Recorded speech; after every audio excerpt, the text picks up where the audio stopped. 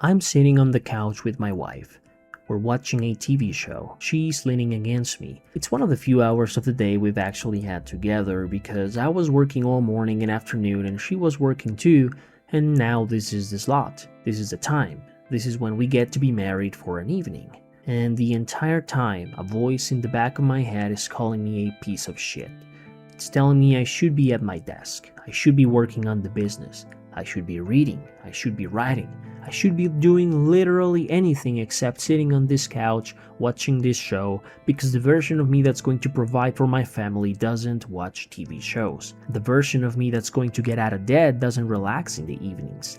The version of me I'm supposed to become is somewhere else right now, doing something productive, and I'm betraying him by being here. That's what self-improvement has done to me. I found self-improvement around 2021. I didn't find it by going looking for it. I found it sideways. I was trying to build my first online course as an English teacher, and the person teaching the course bundled in lifestyle and productivity content with the actual material. So I learned about it because it was attached to the thing I thought I wanted.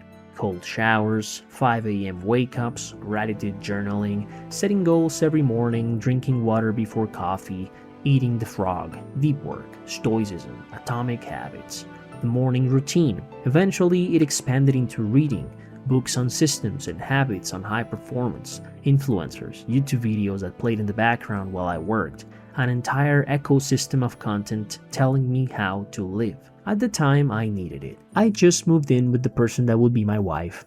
I just started my first remote job. I was discovering that I didn't want an office job and also that I didn't really want a normal job at all.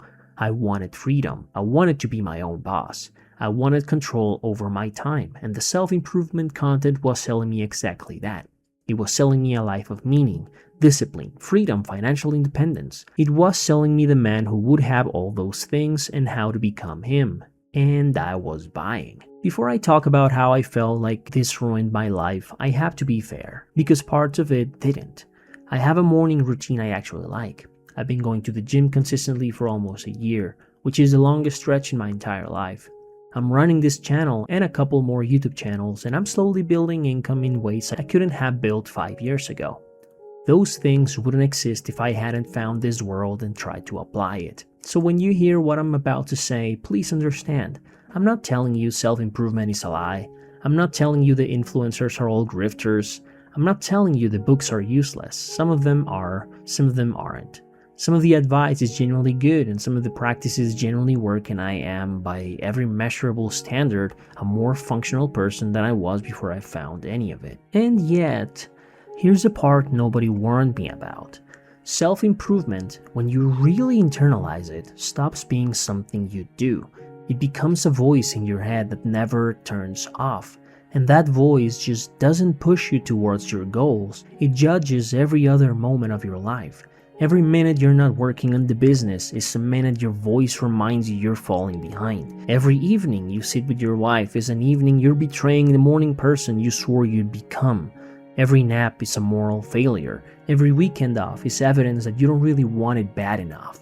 Every time you eat something you shouldn't, every time you don't read the book you said you would read, every time you let yourself rest without earning it, the voice is there. The version of you that's supposed to exist is standing in the corner of every room you're in, looking at you with disappointment.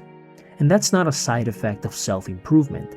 That's what self-improvement is. When you go all the way in, it teaches you to evaluate your own life from the outside against a model of you who you're trying to become. And once that evaluation is running in the background, it doesn't stop. You can't pause it for the evening. You can't shut it off on the weekend. It's just on, always.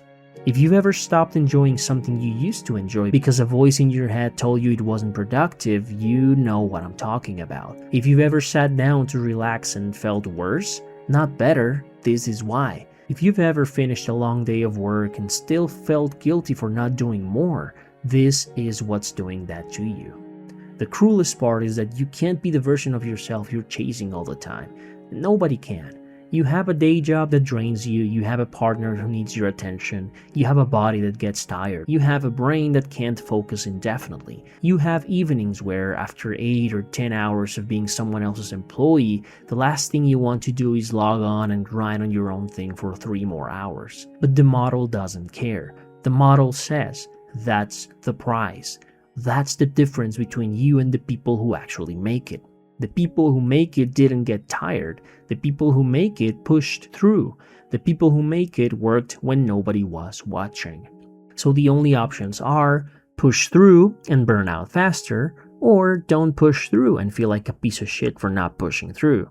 Most days the answer is the second one. You don't push through. You choose your wife on the couch over the business at the desk. And you should. That should feel like the right call. But it doesn't. It feels like failure every single time. I sat down recently and tried to describe the version of myself I've been chasing, and the thing I noticed is that he isn't one person. He's the guy that wakes up every morning and works on his business before anyone else is awake, the disciplined entrepreneur who builds passive income streams, the stoic one who doesn't react emotionally to anything. He's the fit guy who's lean and strong, the reader who finishes a book a week, the husband who's fully present with his wife every evening. He's the father who's a calm, steady example for his son. I've been trying to be all of those at once, but those are 5 or 6 different men. They are composites of different influencers, different books, different ideals stitched together. No real human being is all of them simultaneously. The productivity guy is not also the present husband. The stoic is not also the warm father. The entrepreneur grinding at 5 a.m. is not also the rested, attentive partner who shows up for the evening. I wasn't chasing a version of myself. I was chasing a fictional character built out of pieces of other people's brands. And the reason I kept failing to become him is that he doesn't exist. On the other side of all of this is the version of me I was trying to leave behind. The gamer, the lazy one, the guy who plays video games in the evening instead of working, the guy who takes naps, the guy who watches TV shows, the guy who isn't optimizing. But here's the thing, that guy is also me. That guy got me through a lot of years before I even found any of this content.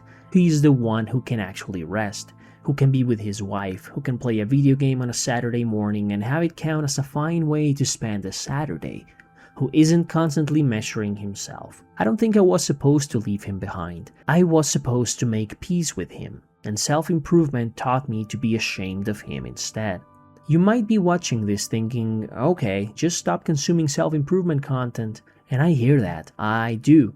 But the problem is that what self-improvement taught me actually works. The gym is good for me. The morning routine is good for me. Building the business is also good for me.